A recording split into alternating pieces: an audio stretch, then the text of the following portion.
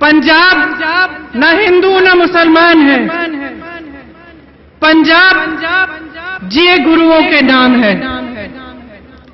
आपकी जो धरती है वो हमेशा गुरुओं के नाम जी है।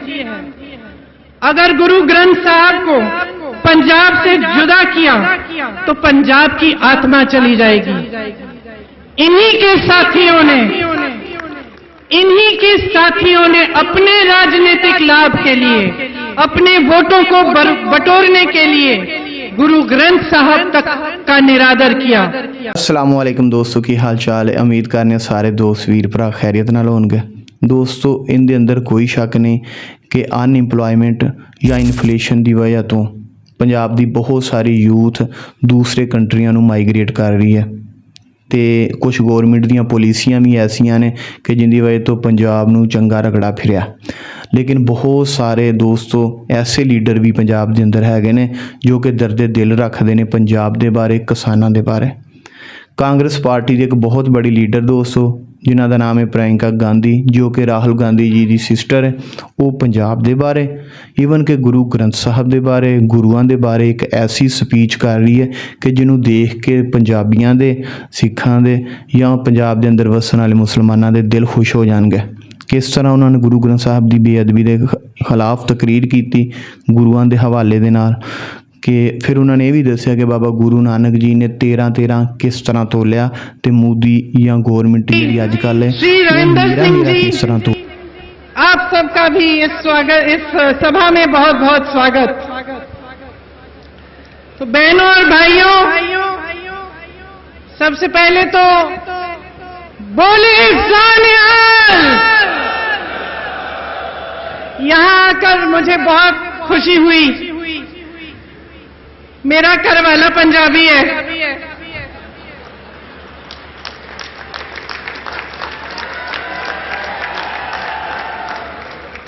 हर मुसीबत का सामना उन्होंने मुस्कुराते हुए किया।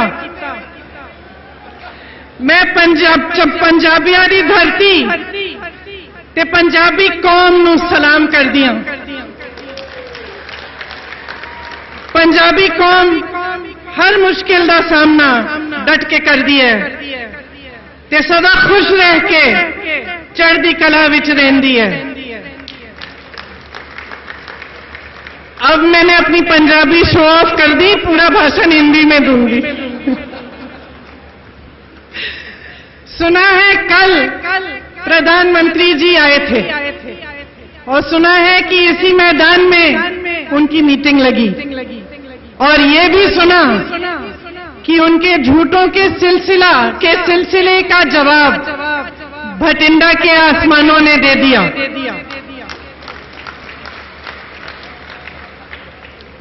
क्योंकि चाहे आंधी हो, तूफान हो, चाहे मौसम क्लाउडी हो, लेकिन इनकी सच्चाई अब देश की जनता के रेडार पर आ चुकी है।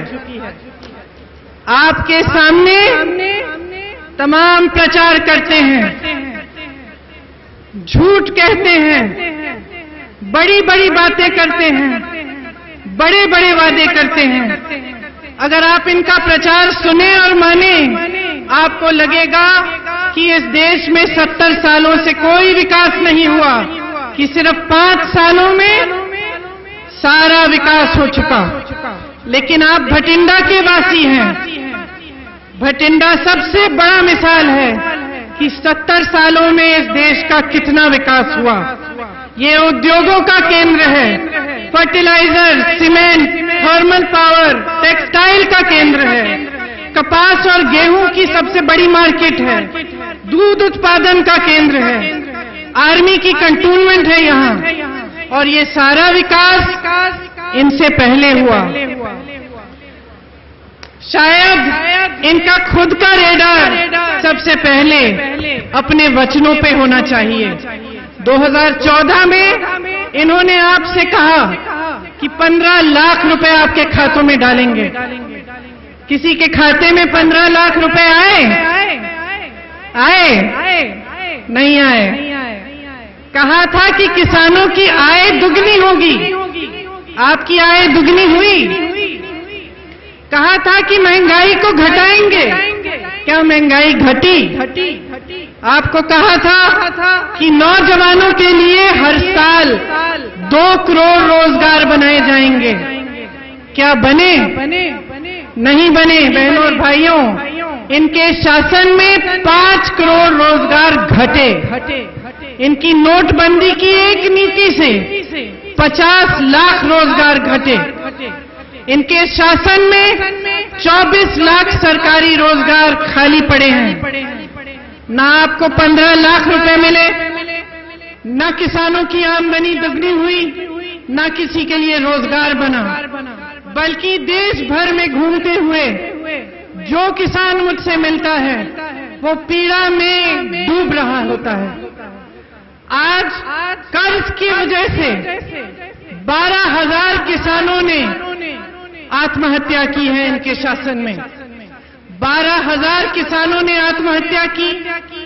किसान को उपज का दाम नहीं मिला, किसान को बीज और खाद समय पे नहीं मिली। देश भर से जब किसान पैदल दिल्ली आया, हजारों की तादाद में पंजाब के किसान आए, उत्तर प्रदेश के आए, महाराष्ट्र के आए, मध्य प्रदेश के आए, राजस्थान के आए, और उन्होंने सिर्फ एक चीज मांगी कि प्रधानमंत्री महोदय अपने आलीशान बंगले से निकलकर 5 मिनट का समय उन्हें दे देते ताकि उनकी समस्याओं की सुनवाई होती। लेकिन प्रधानमंत्री जी इतने व्यस्त थे कि हजारों की तादाद में जो किसान अपने पांव पे छाले बनाकर पैदल आए, उनसे मिलने के लिए प्रधानमंत्री जी ने 5 मिनट का समय नहीं निकाला। प्रधानमंत्री जी अमेरिका घूमाए, वहां ओबामा जी से गले लग गए, जापान चले गए, ढोल बजाए, वहां अफ्रीका गए, यूरोप गए, जिस देश का नाम लीजिए, चीन गए, पाकिस्तान भी गए, पाकिस्तान में बिरयानी भी खा के आए। लेकिन अपने ही संसदीय क्षेत्र में वाराणसी में एक भी गरीब परिवार, एक भी किसान के घर नहीं गए, एक भी किसान से हालचाल नहीं पूछी, ये नहीं पूछा कि आप अपना गुजारा कैसे कर रहे हैं। नोटबंदी से इन्होंने आपको परेशान किया, आपसे कहा कि आप अपनी देशभक्ति दिखाइए और दुनिया भर का काला धन देश में वापस आ जाएगा। सच्चाई क्या हुई? एक भी रुपया वापस नहीं आया। आप परेशान हुए। आपके साथ कतारों में एक भी भाजपा का नेता नहीं खड़ा हुआ, एक भी अमीर उद्योगपति खड़ा नहीं हुआ। सिर्फ एक नेता खड़ा हुआ था, राहुल गांधी। और जब वो नेता आपके साथ कंधे से कंधे मिलाकर आपकी मुसीबतों में आपके साथ खड़ा रहा, तब भाजपा के नेताओं ने उनका मजाक उड़ाया। यही हालात है इनकी, लेकिन ये कोई नई बात नहीं है। इनके झूठों का जो सिलसिला है, ये बहुत पुराना सिलसिला है। जब पूरा पंजाब आजादी की लड़ाई लड़ रहा था, तो इनके आरएसएस के लोग अंग्रेजों की चमचागिरी कर रहे थे। कभी लड़े नहीं आजादी की लड़ाई में। पंजाब न हिंदू न मुसलमान है, पंजाब जिए गुरुओं के नाम है। आपकी जो धरती है वो हमेशा गुरुओं के नाम जी है। अगर गुरु ग्रंथ साहब को पंजाब से जुदा किया तो पंजाब की आत्मा चली जाएगी। इन्हीं के साथियों ने अपने राजनीतिक लाभ के लिए, अपने वोटों को बटोरने के लिए गुरु ग्रंथ साहब तक का निरादर किया। आपने खुद ये देखा, बाबा नानक ने 13 तोला सरबत का भला बोला, और इन्होंने अपने साथियों के साथ सिर्फ मेरा मेरा बोला। शुरू से सिर्फ मेरा मेरा बोला। जो सरकार इस लोकतंत्र में जनता के लिए होनी चाहिए, उस सरकार को इन्होंने तमाम माफियाओं को सौंप दिया। भू माफिया, रेत माफिया, शराब माफिया, और ट्रांसपोर्ट माफिया को सौंपा। इनके शासनकाल में जनता की आवाज नहीं सुनी गई, जनता की पीढ़ी दर पीढ़ी बर्बाद हुई है। आपको नकारा गया, देश के किसान को, पंजाब के किसान को नकारा गया, और नकारते वक्त, आपको दबाते वक्त, आपको परेशान करते वक्त हमेशा इनका झूठा प्रचार चलता रहा। आज भी आप टीवी देखेंगे या अखबार खोलेंगे तो इनके चेहरे दिखेंगे और बड़ी बड़ी बातें दिखेंगी आपको। कभी कहते हैं कि बिजली की बिल पे तलवार मारी, तो कभी कहते हैं कि कोई और बड़ी उपलब्धि कर ली, बहुत विकास कर लिया, किसान बहुत खुशहाल हो गया, लेकिन सरासर झूठ कहते हैं।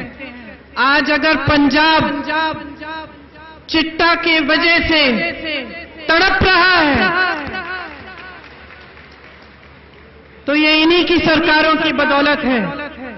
मेरे भाई राहुल गांधी जी ने ये मुद्दा तब उठाया जब किसी और की हिम्मत नहीं थी इस मुद्दे को उठाने की। जब वो पंजाब आए और उन्होंने ये बात कही तो इन्होंने तमाम उनके बारे में गलत चीजें बोली, लेकिन राहुल जी ने सच्चाई कही थी, क्योंकि राहुल जी की राजनीति और कांग्रेस की राजनीति सच्चाई की राजनीति है। आपको गुमराह करने की राजनीति नहीं है। अगर कोई समस्या है आपके प्रदेश में तो उसको उखाड़ने की राजनीति है, उसको छिपाने की राजनीति नहीं है। इसीलिए इस चुनाव के लिए आप बहुत ध्यान से, बहुत जिम्मेदारी से सोचिए कौन सी पार्टी आपके सामने कैसा संदेश लाती है, कौन सी पार्टी आपके सामने कौन सी घोषणा कर रही है। जो नेता आपके सामने मंच पे बैठे हैं, चाहे मैं हूं, चाहे अमरिंदर सिंह जी हों, सिद्धू जी हों, कोई भी नेता जो आपके सामने मंच पे बैठा है, हम सबको बनाने वाले आप हैं। सच्चाई ये है, सच्चाई ये है कि लोकतंत्र में आपकी शक्ति सबसे बड़ी शक्ति है। लोकतंत्र में, भारत देश में किसी भी नेता से बड़ा, किसी भी नेता से महत्वपूर्ण, किसी भी नेता से मजबूत जनता है, और इसी को लोकतंत्र कहते हैं। लोकतंत्र का मतलब है आपकी शक्ति आपके हाथों में रहनी चाहिए। लोकतंत्र का मतलब है कि आपको गुमराह करके, झूठे प्रचार करके, आपको तबाह करके, आपके प्रदेश को माफियाओं को सौंप के कोई आगे नहीं बढ़ना चाहिए। आपको सबक सिखाना चाहिए इन्हें कि आप सच्चाई को देख रहे हैं, आप जागरूक बन गए हैं, आप अपनी भलाई चाहते हैं, और आप हम सब नेताओं को सिखाइए, आप सब नेताओं से पूछिए कि आपके लिए क्या करने जा रहे हैं। आपके सामने आकर तमाम फिजूल की बातों को करने का कोई मतलब नहीं है। आपके सामने जो नेता आए, चाहे कितना भी बड़ा हो, चाहे देश का प्रधानमंत्री न हो, वो आपको बताए कि आपके लिए क्या किया है उसने और क्या करने जा रहा है। यही सच्ची राजनीति है। और इसीलिए मैं आपको बताना चाहती हूं कि कांग्रेस पार्टी ने इस चुनाव में एक ऐसा घोषणा पत्र बनाया है जिसके लिए राहुल जी ने दिग्गज नेताओं को देश भर में भेजा। राहुल जी ने उनसे कहा कि मैं आपकी आवाज नहीं मांगता हूं, मैं जानना चाहता हूं कि जनता की क्या आवाज है। किसानों से मिलिए, उनसे पूछिए कि उनको क्या चाहिए, हम उनके लिए क्या कर सकते हैं। नौजवानों से मिलिए, नौजवानों से पूछिए हम आपके लिए क्या कर सकते हैं। महिलाओं से मिलिए, महिलाओं से पूछिए आपकी मजबूती के लिए हम क्या कर सकते हैं। तो 1 साल के कार्य के बाद देश भर में जन जन से चर्चा करने के बाद कांग्रेस ने एक घोषणा पत्र निकाला है। उस घोषणा पत्र में कांग्रेस ने कहा है कि हर गरीब परिवार को 72,000 रुपए सालाना सरकार देगी। जब ये योजना बनाई गई तो राहुल जी ने पूर्व वित्त मंत्रियों से कहा कि देखिए जनता को बहुत झूठ बोला गया है, 5 सालों से जनता परेशान है, जनता को वादा किया था भाजपा ने कि 15 लाख रुपए उनके खातों में जाएंगे। वो वादा खोखला निकला। मैं कोई खोखला वादा नहीं करना चाहता। उन्होंने कहा आप जांच करिए असलियत क्या है, सच्चाई क्या है। सरकार अगर गरीब परिवारों को पैसा देना चाहे तो कितने पैसे दे सकती है। तो वित्त मंत्रियों ने पूरी तरह से जांच की और उन्होंने कहा कि अगर सरकार गरीबों को पैसा देना चाहे तो 72,000 रुपए सालाना दे सकती है। ਰਾਹੁਲ ਗਾਂਧੀ ਦੀ ਸਿਸਟਰ ਪ੍ਰਿਯੰਕਾ ਗਾਂਧੀ ਜੀ ਜੋ ਕਿ ਬਹੁਤ ਹੀ ਇੰਟੈਲੀਜੈਂਟ ਤੇ ਬਹੁਤ ਹੀ ਜ਼ਹੀਨ ਔਰਤ ਹੈ।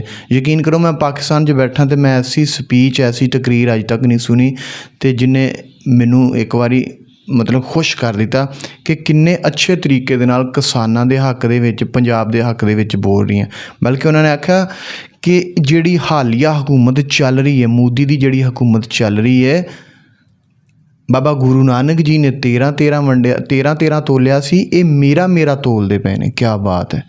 ਅਤੇ ਆਪਣੀ ਯਾਨੀ ਕਿ ਸਾਖ ਨੂੰ ਵਧਾਉਣ ਵਾਸਤੇ ਹਿੰਦੂਆਂ ਦੇ ਅੰਦਰ ਆਪਣੇ ਆਪ ਨੂੰ ਉੱਚਾ ਕਰਨ ਵਾਸਤੇ ਇਸ ਹਕੂਮਤ ਨੇ ਕੀ ਕੀਤਾ ਕਿ ਗੁਰੂ ਗ੍ਰੰਥ ਸਾਹਿਬ ਦੀ ਨਿਰਾਦਰੀ ਕੀਤੀ, ਉਹਦੀ ਤੋਹੀਨ ਕੀਤੀ। ਫਿਰ ਜੋ ਕਿ ਕੋਈ ਵੀ ਮਜ਼ਹਬ ਇਜਾਜ਼ਤ ਨਹੀਂ ਦਿੰਦਾ ਕਿ ਕਿਸੇ ਵੀ ਮਜ਼ਹਬ ਦੀ ਕਿਤਾਬ ਨੂੰ, ਕਿਸੇ ਵੀ ਧਰਮ ਦੀ ਕਿਤਾਬ ਨੂੰ ਜਾਂ ਗ੍ਰੰਥ ਨੂੰ ਤੁਸੀਂ ਉਹਦੀ ਤੋਹੀਨ ਕੀਤੀ ਜਾਵੇ। ਫਿਰ ਇਸੇ ਤਰ੍ਹਾਂ ਦੇ ਵਾਅਦੇ ਬਿਲਕੁਲ ਸਾਡੇ ਇੱਧਰ ਲਹਿੰਦੇ ਪੰਜਾਬ ਦੇ ਵਿੱਚ ਵੀ ਹਕੂਮਤਾਂ ਕਰਦੀਆਂ ਦੋਸਤੋ। ਅਤੇ ਮੈਂ ਹੈਰਾਨ ਹੁੰਦਾ ਕਿ ਇਹ ਉਹ ਹੀ ਵਰਕ ਹੈ ਜਿਹੜਾ ਮੇਰਾ ਖਿਆਲ ਹੈ ਇੱਧਰ ਵਾਲੀ ਪੰਜਾਬ ਦੀ ਹਕੂਮਤ ਕੋਲੋਂ ਲੈ ਕੇ ਉੱਧਰ ਜਾ ਕੇ ਅਤੇ ਚੜ੍ਹਦੇ ਪੰਜਾਬ ਦੀ ਹਕੂਮਤ ਜਾਂ ਇੰਡੀਆ ਦੀ ਹਕੂਮਤ ਪੰਜਾਬ ਦੇ ਲੋਕਾਂ ਦੇ ਨਾਲ ਵਾਅਦੇ ਕਰਦੀ ਅਤੇ ਵਾਅਦੇ ਕਦੀ ਵਫਾ ਨਹੀਂ ਹੁੰਦੇ ਸਿਆਣਿਆਂ ਦਾ ਕੋਲ ਹੈ ਅਤੇ ਅਮਲੀ ਪ੍ਰੈਕਟੀਕਲ ਕਰਨਾ ਜ਼ਰੂਰੀ ਹੈ। ਅਤੇ ਮੈਂ ਇਹ ਸੁਣਿਆ ਸੀ ਕਿ ਇੰਡੀਆ ਦਾ ਪੰਜਾਬ ਜਿਹੜਾ ਬਹੁਤ ਹੀ ਐਡਵਾਂਸ ਹੋ ਚੁੱਕਿਆ, ਬਹੁਤ ਹੀ ਅੱਗੇ ਵੇ। ਲੇਕਿਨ ਇਸ ਸਪੀਚ ਤੋਂ ਮੈਨੂੰ ਪਤਾ ਚੱਲਿਆ ਕਿ ਉੱਧਰ ਦੇ ਵੀ ਹਾਲਾਤ ਇਸੇ ਤਰ੍ਹਾਂ ਦੇ ਹੀ ਹੈ। ਇਨਫਲੇਸ਼ਨ ਜ਼ਿਆਦਾ ਹੈ, ਅਨਇੰਪਲੋਇਮੈਂਟ ਜ਼ਿਆਦਾ ਹੈ ਅਤੇ ਲੋਕ ਜਿਹੜੇ ਨੇ ਉਹ ਮਾਈਗ੍ਰੇਸ਼ਨ ਕਰ ਰਹੇ ਨੇ। ਲੋਕ ਕੈਨੇਡਾ ਅਮਰੀਕਾ ਨੂੰ ਭੱਜ ਰਹੇ ਨੇ ਕਿਉਂਕਿ ਉੱਥੋਂ ਦੇ ਹਾਲਾਤ ਖ਼ਰਾਬ ਹੋ ਰਹੇ ਨੇ। ਮੈਂ ਇਹ ਸੋਚਣਾ ਵਾ ਜਾਂ ਮੇਰਾ ਇਹ ਦਾਅਵਾ ਹੈ ਦੋਸਤੋ ਕਿ ਅਗਰ ਆਪਾਂ ਪੰਜਾਬ ਨੂੰ ਅੱਗੇ ਲਿਆਉਣਾ ਚਾਹੁੰਦੇ ਹਾਂ ਅਤੇ ਆਪਾਂ ਹਕੂਮਤਾਂ ਦੇ ਸਿਰ 'ਤੇ ਨਾ ਰਹੀਏ, ਕਿਉਂਕਿ ਹਰ ਹਕੂਮਤਾਂ ਵਾਰੀ ਬਦਲਦੀਆਂ ਅਤੇ ਆਪਣੇ ਪ੍ਰੋਜੈਕਟ ਬਦਲਦੀਆਂ, ਆਪਣੀ ਪਾਲਿਸੀ ਬਦਲਦੀਆਂ, ਕੰਮ ਨਹੀਂ ਕਰਦੀਆਂ। ਗੱਲ ਕਰਨ ਦਾ ਮਕਸਦ ਇਹ ਹੈ ਕਿ ਅਗਰ ਆਪਾਂ ਐਜੂਕੇਸ਼ਨ 'ਤੇ ਜ਼ੋਰ ਦਈਏ, ਆਪਣੇ ਬਾਲ ਬੱਚਿਆਂ ਨੂੰ ਐਜੂਕੇਸ਼ਨ ਤਾਲੀਮ ਦੇ ਨਿਜ਼ਾਮ ਨੂੰ ਮਜ਼ਬੂਤ ਕਰ ਲਈਏ, ਆਪਾਂ ਇਹ ਦੱਸੀਏ ਕਿ ਜੀ ਤੁਹਾਡਾ ਜਿਹੜਾ ਪੰਜਾਬ ਹੈ ਇਹ ਤੁਸੀਂ ਇੱਥੇ ਵਸਣਾ, ਤੁਸੀਂ ਇੱਥੇ ਐਗਰੀਕਲਚਰ ਕਰਨਾ ਅਤੇ ਤੁਸੀਂ ਇੱਥੇ ਜੀਣਾ, ਤੁਸੀਂ ਇੱਥੇ ਮਰਨਾ। ਦੋਸਤੋ ਤੁਹਾਡੀ ਮਾਂ ਨੇ ਤੁਹਾਨੂੰ ਆਜ਼ਾਦ ਪੈਦਾ ਕੀਤਾ ਅਤੇ ਪੰਜਾਬੀਆਂ ਨੂੰ ਵੀ ਆਜ਼ਾਦ ਹੀ ਪੈਦਾ ਕੀਤਾ ਉਹਨਾਂ ਦੀਆਂ ਮਾਵਾਂ ਨੇ। ਜੇ ਇਹ ਹਕੂਮਤਾਂ ਤੁਹਾਡੇ ਨਾਲ ਇਸ ਤਰ੍ਹਾਂ ਦਾ ਹੱਥ ਕਰ ਸਕਦੀਆਂ ਅਤੇ ਕਿਉਂ ਨਾ ਕਿ ਤੁਹਾਨੂੰ ਇਹ ਚਾਹੀਦਾ ਕਿ ਤੁਸੀਂ ਖੁਦ ਆਪਣੇ ਆਪ 'ਤੇ ਵਰਕ ਕਰੋ। ਆਪਾਂ ਖੁਦ ਆਪਣੇ ਆਪ 'ਤੇ ਕੰਮ ਕਰੀਏ ਅਤੇ ਇਸ ਪੰਜਾਬ ਦੀ ਉੱਚੀ ਸ਼ਾਨ ਕਰੀਏ, ਇਹਦਾ ਸ਼ਿਮਲਾ ਉੱਚਾ ਕਰੀਏ ਦੋਸਤੋ।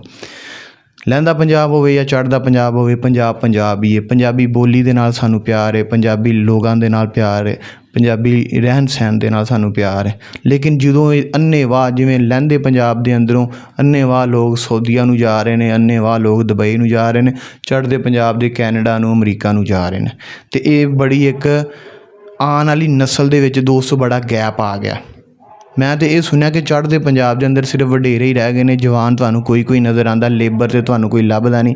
ਬਈਆਂ ਦਾ ਉੱਥੇ ਜ਼ੋਰ ਹੈ ਅਤੇ ਬਈਏ ਆਪਣੇ ਹਿਸਾਬ ਦੇ ਨਾਲ ਲੇਬਰ ਲਾਉਂਦੇ ਨੇ ਅਤੇ ਆਪਣੇ ਹਿਸਾਬ ਦੇ ਨਾਲ ਹੀ ਉੱਥੇ ਪੰਜਾਬ ਨੂੰ ਲੁੱਟ ਕੇ ਖਾ ਰਹੇ ਨੇ।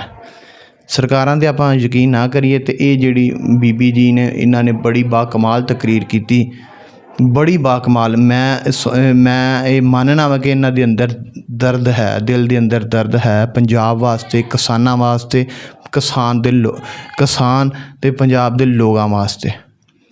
ਮੈਂ ਰਾਹੁਲ ਗਾਂਧੀ ਦੀ ਵੀ ਇੱਕ ਤਕਰੀਰ ਸੁਣੀ ਸੀ, ਉਹਨੇ ਅਸੈਂਬਲੀ ਦੇ ਅੰਦਰ ਜੋ ਕਿ ਸਰਕਾਰੀ ਅਸੈਂਬਲੀ ਹੁੰਦੀ ਹੈ, ਹੁਣ ਮੈਨੂੰ ਨਹੀਂ ਪਤਾ ਇੰਡੀਆ ਦੇ ਕਿਹੜੇ ਸ਼ਹਿਰ ਦੇ ਅੰਦਰ ਉਹ ਹੁੰਦੀ ਹੈ, ਲੇਕਿਨ ਉੱਥੇ ਉਹਨੇ ਗੁਰੂ ਗ੍ਰੰਥ ਸਾਹਿਬ ਨੂੰ ਪਕੜ ਕੇ, ਬਾਬਾ ਗੁਰੂ ਨਾਨਕ ਜੀ ਨੂੰ ਪਕੜ ਕੇ ਉਹਨੇ ਕਿਹਾ ਕਿ ਇਹ ਗੁਰੂ ਨੇ। ਅਤੇ ਫਿਰ ਉਹਨਾਂ ਨੇ ਬਾਬਾ ਗੁਰੂ ਨਾਨਕ ਜੀ ਦੀ ਤਸਵੀਰ ਨੂੰ ਪਕੜ ਕੇ ਅਤੇ ਉਹਨੇ ਕਿਹਾ ਸੀ ਕਿ ਜੀ ਇਹ ਜਿਹੜਾ ਬੰਦਾ ਇਹ ਪੰਜਾਬ ਦਾ ਵਾਰਸ ਹੈ, ਅਸਲ ਇਹ ਪੰਜਾਬ ਦਾ ਗੁਰੂ ਹੈ ਅਤੇ ਗੁਰੂਆਂ ਦੀ ਧਰਤੀ ਹੈ ਅਤੇ ਇਹਦੇ 'ਤੇ ਅਸੀਂ ਜ਼ੁਲਮ ਬਰਦਾਸ਼ਤ ਨਹੀਂ ਕਰਾਂਗੇ।